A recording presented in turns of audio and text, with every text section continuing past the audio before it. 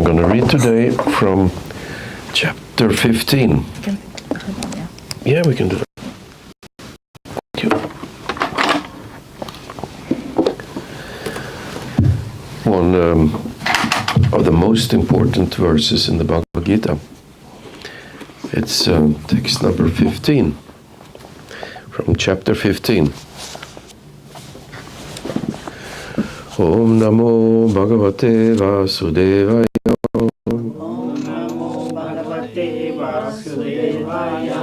Om Namo Bhagavate Vasudevaya. Om Namo Bhagavate Vasudevaya. Om Namo Bhagavate Vasudevaya.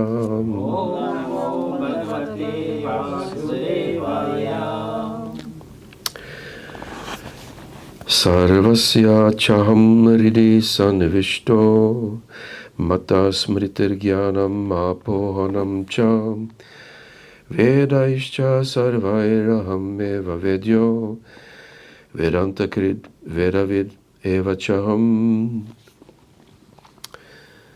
Krishna speaking. I am seated in everyone's heart, and from me come remembrance, knowledge, and forgetfulness. By all the Vedas, I am to be known. Indeed, I am the compiler of Vedanta, and I am the knower of the Vedas. Purport by Srila Prabhupada. The Supreme Lord is situated as Paramatma in everyone's heart, and it is from Him that all activities are initiated. The living entity forgets everything of his past life, but he has to act according to the direction of the Supreme Lord, who is witness to all his work. Therefore, he begins his work according to his past deeds. Required knowledge is supplied to him, and remembrance is given to him, and he forgets also about his past life. Thus, the Lord is not only all-pervading, he is also localized in every individual heart. He awards the different fruitive results. He is worshipable not only as the impersonal Brahman, the Supreme Personality of Godhead, and the localized Paramatma, but as the form of the incarnation of the Vedas as well. The Vedas give the right direction to people so that they can properly mold their lives and come back to Godhead, back to home. The Vedas offer knowledge of the Supreme Personality of Godhead, Krishna, and Krishna, in his incarnation as Vyasadeva, is the compiler of the Vedanta Sutra.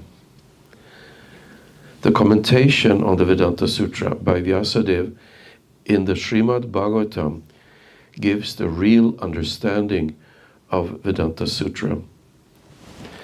The Lord is so full that for the deliverance of the conditioned soul, He is the supplier and digester of foodstuff, the witness of His activity, and the giver of knowledge in the form of the Vedas, and as the Supreme Personality of Godhead, Sri Krishna, the teacher of the Bhagavad Gita. He is worshipable by the conditioned soul. Thus, God is all good, God is all merciful. Anta pravishta shashta jananam. The living entity forgets as soon as he quits his present body, but he begins his work again, initiated by the Supreme Lord. Although he forgets, the Lord gives him the intelligence to renew his work where he ended his last life. So not only does a living entity enjoy or suffer in this world according to the dictation from the Supreme Lord, situated locally in the heart, but he receives the opportunity to understand the Vedas from him. If one is serious about understanding the Vedic knowledge, then Krishna gives the required intelligence. Why does he present the Vedic knowledge for understanding? Because a living entity individually needs to understand Krishna. Vedic literature confirms this. Yosau sarvair vedair giyate. In all Vedic literature, beginning from the 4 Vedas, Vedanta Sutra, and the Upanishads and Puranas, the glories of the Supreme Lord are celebrated. By performance of Vedic rituals, discussion of the Vedic philosophy, and worship of the Lord in devotional service, he is attained. Therefore, the purpose of the Vedas is to understand Krishna. The Vedas gives us direction by which to understand Krishna and the process of realizing him. The ultimate goal is the Supreme Personality of Godhead. Vedanta Sutra 114 confirms this in the following words: Tat tu samanvayat. One can attain perfection in 3 stages. By understanding Vedic literature, one can understand his relationship with the Supreme Personality of Godhead. By performing the different processes, one can approach him, and at the end, one can attain the supreme goal, who is no other than the Supreme Personality of Godhead. In this verse, the purpose of the Vedas, the understanding of the Vedas, and the goal of the Vedas are clearly defined. Sarvasya chaham hridis anavishto mata smritir jnanam apohanam cha Vedaish cha sarvair aham eva vedyo Vedanta krid vedavid eva chaham. I am seated in everyone's heart, and from me come remembrance, knowledge, and forgetfulness. By all the Vedas, I am to be known. Indeed, I am the compiler of Vedanta, and I am the knower of the Vedas. Om Agyanati Mirandasya Ginangira Shalakaya Shaksharum Militam Yena Tasmai Shri Gurave Namaha. Nama Om Vishnu Padaya Krishna Prishtaya Bhutale Srimati Bhaktivedanta Swaminiti Namane. Namaste Saraswati Devi Gauravani Pracharine Nirvishesh Shunyavadi Paschatyadesh Tarine.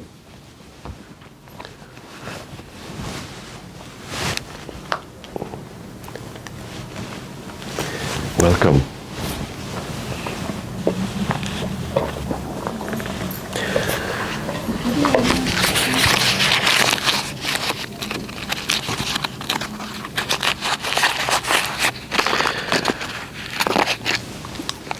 So from this verse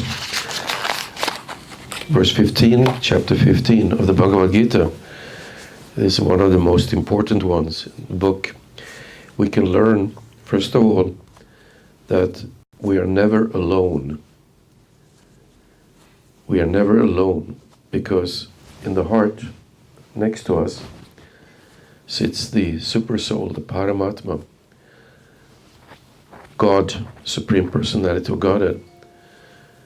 And we can also understand from this verse that from him comes remembrance, from him comes knowledge,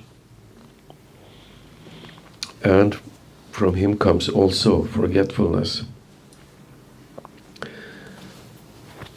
We are all spirit souls. We are all conscious spiritual living beings, and our purpose is to be the servant of Krishna, of Sri Bhagavan, with love and devotion. Jivara Svarup Hoy, Krishnara Nityadas. Krishnara Nityadas means the constant or eternal servant of the Lord. So, this is our original function. However, we have ended up in this material world, and we have forgotten the fact that we are Krishna's servants. So that forgetfulness is also coming from Krishna. We cannot even forget God without His help. So why would we want to forget God? Well, if we analyze why we are in this world, everybody is looking for happiness. That's why, we endeavor, we work so hard. We go to school, we go to work, we take care of family, we take care of our house, our garden, everything, because we expect and hope to be happy from that. So, we ended up here because somehow we thought that we could get that happiness, we could attain that bliss without being the servant of Krishna, by doing something else, being separate from Him. So Krishna, being very merciful, He creates this entire world, this entire universe for us to try to become happy independently of Krishna. So He gives us the forgetfulness, because if we're all the time thinking about Krishna, how can we try to be independent of Him? So that's what's going on here. We are all looking for this kind of happiness, although we are forgetful who we are, really are. We think we are these material bodies, that we are man or woman or Swedish or Indian or different politic opinion or different religion. We think that we are a child, that we are a young person, that we are an old person. So we identify with these many different egos or identities, when our real and true identity is to be the servant of Krishna, regardless of what kind of material body you have, color of your skin, religion, gender, etc. So we're starting in this material world, our life in forgetfulness, and we also forget what we're supposed to do, what is our function. So we all have different ideas how I can become happy. If I just work hard and try to do this, or if I just do this and do that, then I will get happiness. So an important part of our stay here is that we ultimately realize that there is no real happiness, not for a spirit soul. There is no real happiness here, unless and until we try to reconnect with God, with Krishna, the Supreme Personality of Godhead. And to do this could be very easy. It could be done, like Prabhupada said, in 1 minute, if we just surrender to Krishna. But it can also be a very gradual process. And that makes me come into the topic of today's lecture, the evolution of consciousness, and who do I want to be, really? So those people who forget Krishna, they're called ignorant. Ignorant of the Supreme Personality of Godhead, ignorant of their true spiritual self, and ignorant about the relationship between God and myself. So, out of this ignorance, sometimes people think that there is no God, or I don't care if there is a God. And these people are generally called atheists, that they don't care or they don't believe that God exists. Atheists, they could be of two kinds.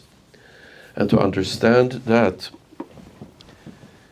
we need to look at the world, that the world is governed by universal laws. I'm not only talking about the law of gravitation or law of mechanics or thermodynamics. We also have subtle laws like the karma, law of karma, that every act that you perform has a reaction, and it's not random. If you go out in the street and you kill somebody, it's not that somebody will walk up to you and give you 1,000,000 crowns. Or if you're very kind and nice and charitable to other people, it's not so that the police will come and put you in jail. So there are the subtle laws of moral and ethics, and they are generally called the law of dharma. Dharma could be translated as righteousness. So somebody who is a little bit higher elevated in consciousness, they don't act whimsically or randomly. Like, I'm looking for happiness, okay, I want money, so I go and rob a bank, or I, take the money from somebody and embezzle. No, they understand that if you break those laws of ethics and moral and justice, you will be punished. Most likely, you will be caught by the police or something and brought to trial and go to prison. But even if you will not go to prison this lifetime, the law of karma is very finely tuned, so you will get your results maybe in the next lifetime instead. So even an atheist who is a little bit intelligent, he follows the laws of dharma because he wants to reach his goals. He wants to have opulence or wealth, which is the result. If you obey the laws given by God, but even if you don't believe in God, you obey the laws, you will reap some result which enable you to engage in what is sometimes called lawful sense gratification. You will get some material prosperity, some wealth, money, beauty, fame, knowledge, strength.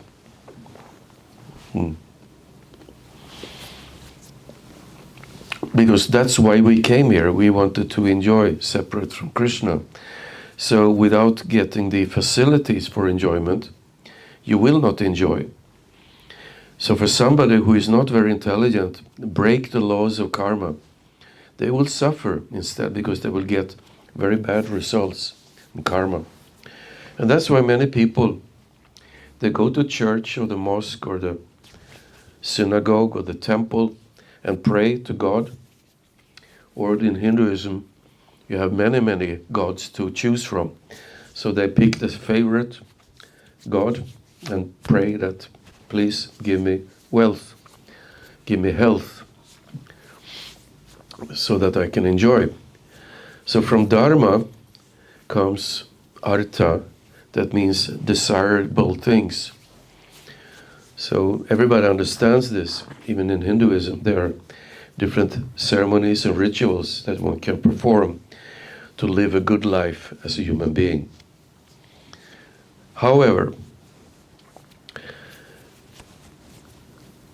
one may, as I was saying, you may be an atheist, but you're smart enough to still follow the universal laws so that you get a good life and you become a civilized human being. You don't cause disturbance for others. Ignorant people, they cause suffering for other people, either purposefully by injuring them physically or verbally, or by simply being careless and don't bother about the consequences. But an intelligent person is careful of following the laws of the universe, even if he's an atheist. If you're a theist, if you're a believer in God, that means either you believe in the supreme God, Krishna, Vishnu, and of his forms, or you believe in the lesser gods, which are jivas, just like us, but they are entrusted with great responsibility in the management of the material world, like Agni in charge of fire, Vayu in charge of wind, Varuna in charge of the oceans, Saraswati in charge of learning, Indra, who is in charge of weather and wind, and also the king of the devas. You have a long list: Ganesh, Brahma, Kali, Durga, Shiva. So one can worship them directly, but for selfish purpose, because I want to be rich, I want to be healthy, I want to enjoy good life, separate from Krishna, separate from the Supreme Lord. But at least you become a theist, you understand that the laws are not random. There is a lawgiver. Dharmam tu sakshat bhagavat pranitam. God is the giver of the laws, and it's for a particular purpose. It's for us to learn how to surrender. You surrender to the laws, and then when you evolve your consciousness more, you surrender to the laws because the laws comes from God.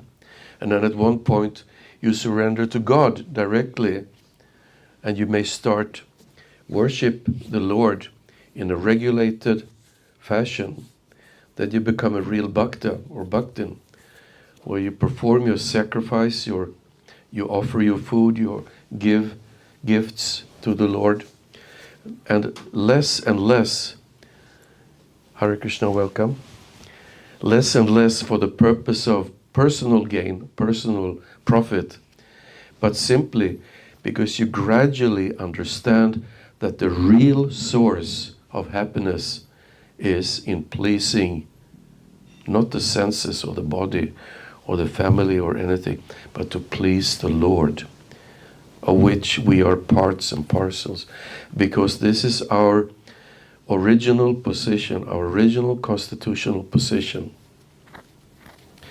So when we study the Vedas, which God has given us very mercifully, we can understand that the purpose of the Vedas ultimately is to know God. Even though the Vedas may prescribe so many rituals and ceremonies by which you can become materially prosperous and healthy, you can have a lucrative business, start your own company. But a person who evolves the consciousness understands that, well, this may be fine for a limited time, because at one point I will not have the company anymore. I will be too old and too weak to run it. And ultimately, I have to leave this body. I have to leave the family, the wife, the children, everything behind. So one may ask, what is the ultimate good of worshipping any demigod or doing any ritual for this temporary kind of pleasure?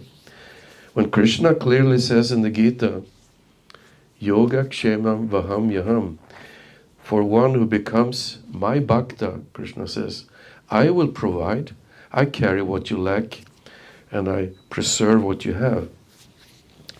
Not that God will give you so much so you will become completely distracted from your constitutional loving relationship with God in exchange of service and love.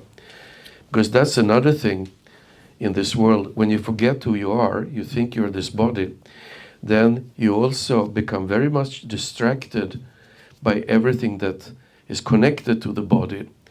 I want to have a material future, therefore I will study very hard, I will go to the university, I will go and look for a job and make a lot of money and buy my car and my apartment and all the material comforts.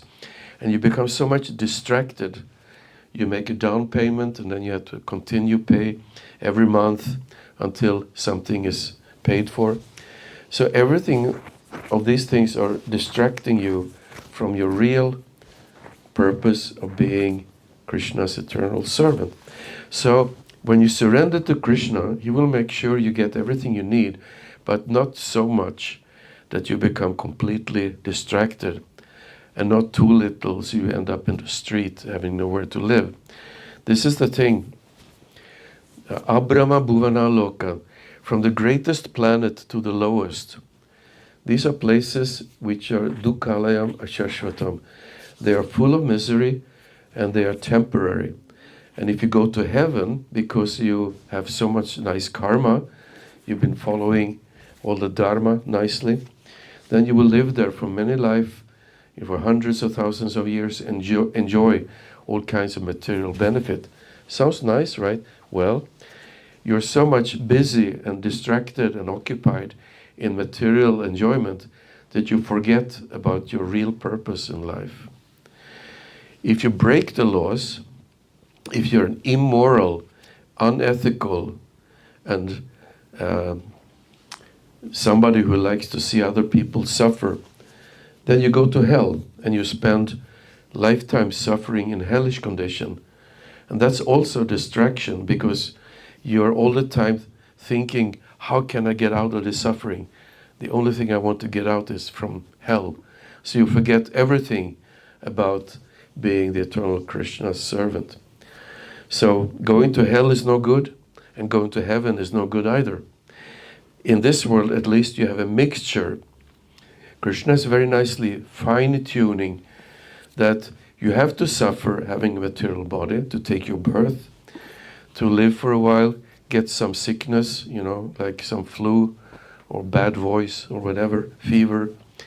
And then ultimately, most of us, we grow old and suffer the pain of a body which is gradually breaking down. And ultimately, the body will die and you have to leave it. So these are the four basic sufferings of material life: Janma, Vyadi, Jara, Mrityu. But there are also other kinds of suffering depending more of your karma.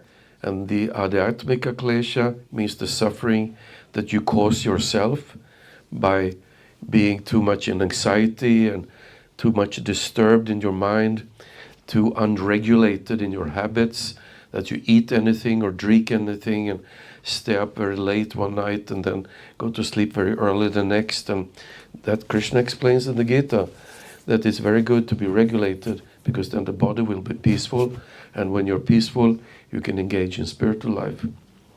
So the Adhyatmika Klesha you create for yourself by bad habits, and then you have Adibhautika Klesha, that's suffering created by other Buddhas, the living beings.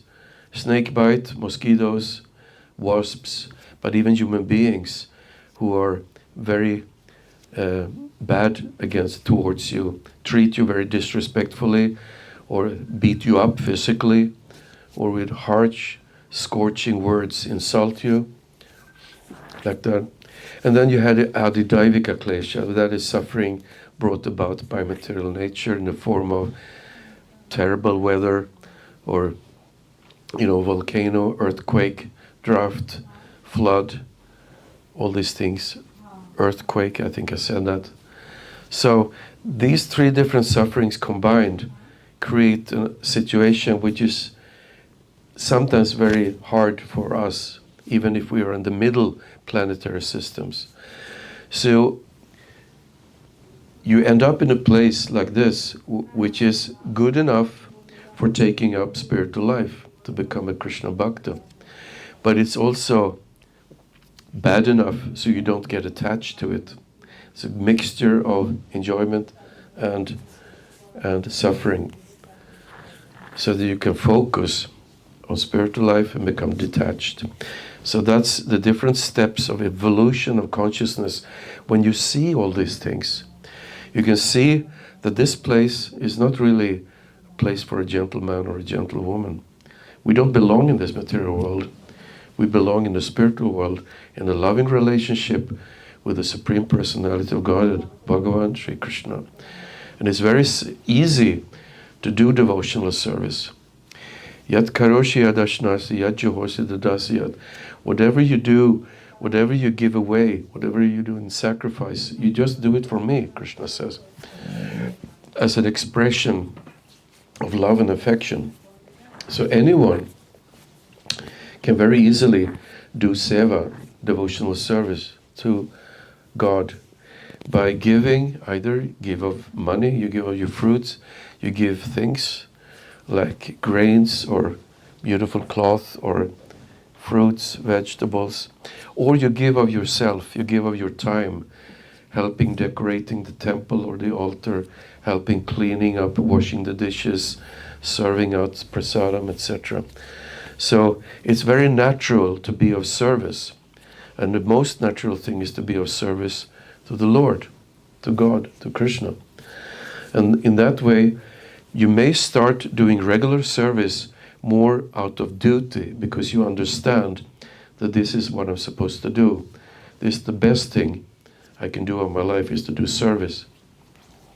But then later on, you evolve even more when your heart becomes cleansed from chanting Hare Krishna, Krishna Krishna, Hare Hare, Hare Rama, Rama Rama, Hare Hare. Every day, associating with other devotees and doing service, your heart becomes clean from all anger, enviousness, illusion, etc. And you become very much attracted to service, not so much out of duty or out of fear, but out of pure attraction. You're spontaneously wanting to do more and more service for Krishna, and the reciprocation becomes more and more sweet, like this. So you may do the same kind of service, but you do it more out of affection, affinity, love, than out of duty. Every day, regulated. And ultimately, you will attain the supreme goal of life. You will attain pure love of God, which is the thing that actually satisfies you more than anything else. Any other happiness you will try to find cannot compare even a fraction to the happiness found in a loving relationship with God. So this is what Krishna gradually introduces throughout the Vedic literature. And the reason why there are so many literatures and so many different kind of literatures is that there is always a book for the person on a particular platform, on a particular evolution of consciousness. So there are books from beginners, there are books for demigod worshippers, and like that. And there are books for the most highly elevated devotees, describing very intimate things about Krishna and his loving devotees and Vraj in Vrindavan. So we find the proper platform, and that will answer the question, who am I? But the other question from this class today is, who do I want to become? Who do I want to be? So once you understand where you are, you can strive and become an even better devotee like that. And worship and love Krishna very favorably. Because there are some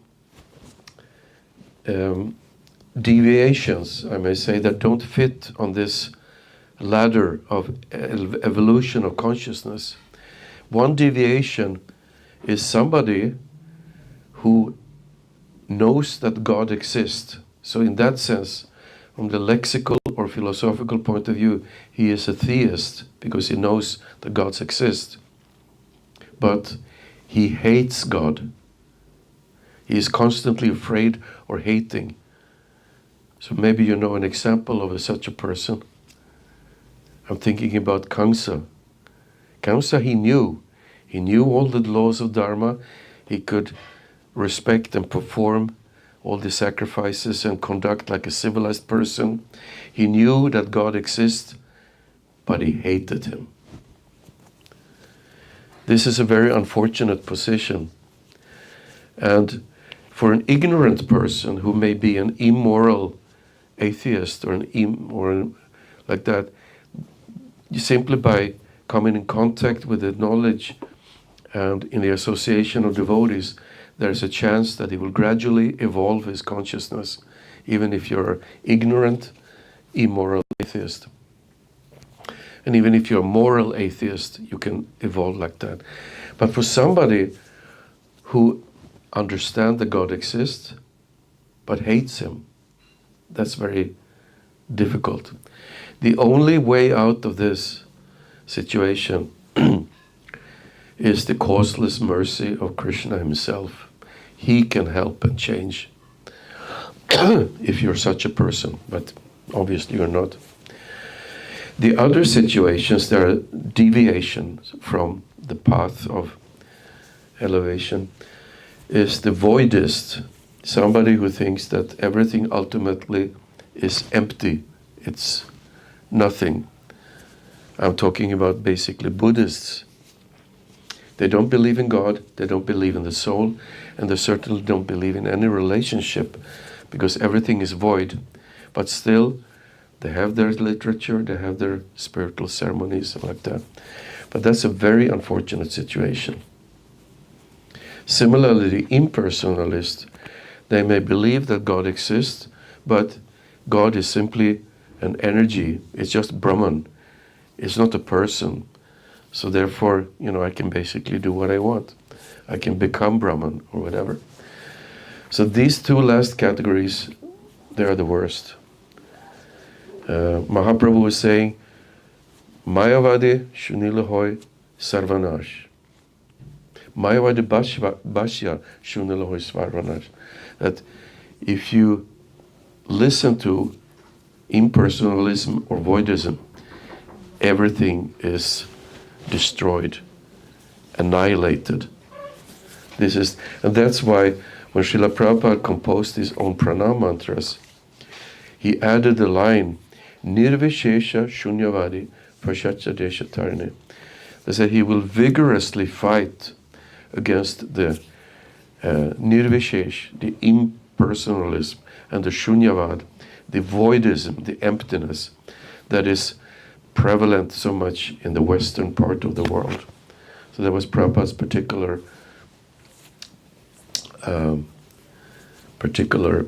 task to fight this. Even those kind of rare people that accept God but hate him, there still is some hope. Like Shishupal, Kamsa, they were all killed by Krishna. That was his causeless mercy, and he awarded them liberation. But as a Mayavadi, impersonalist, and a voidist, there's no hope. It's just total destruction of them. So whatever you do, don't go into these realms of just thinking impersonalism and emptiness. So the evolution of consciousness is there. And then the quick way, you can bypass this whole hard work, following Dharma, and then get some opulence and wealth, and then you can enjoy Kama. It's a whole big enterprise going on. Very much work, fruitive activity. You can bypass this very quickly by taking up Harinam, Sankirtan. Harinam, Harinam, Harinam eva kevalam. Kalau nasteva, nasteva, nasteva. Gatir anyata.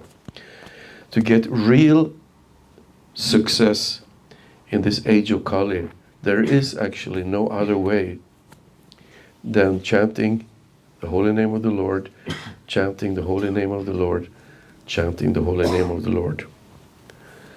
So this is the rapid way. So for anyone who tried, just chant 1 round every morning, or 2 rounds, or 4 rounds, will quickly notice how much your consciousness evolves in a very, very short time. So I think I will end here. If there are any comments or questions.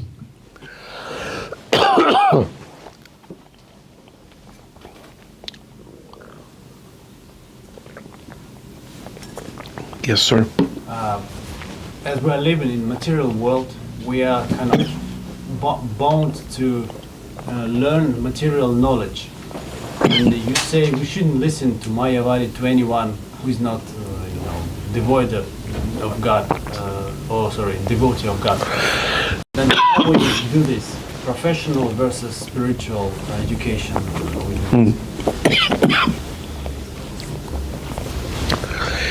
Well, a lot of knowledge in the material world is not about learning philosophy. It's about learning some skill. So that's okay. But if somebody starts to preach to you that excuse me, everything is one and you are God and this and that, don't listen to that. Okay. I don't think I can speak much more. So thank you very much.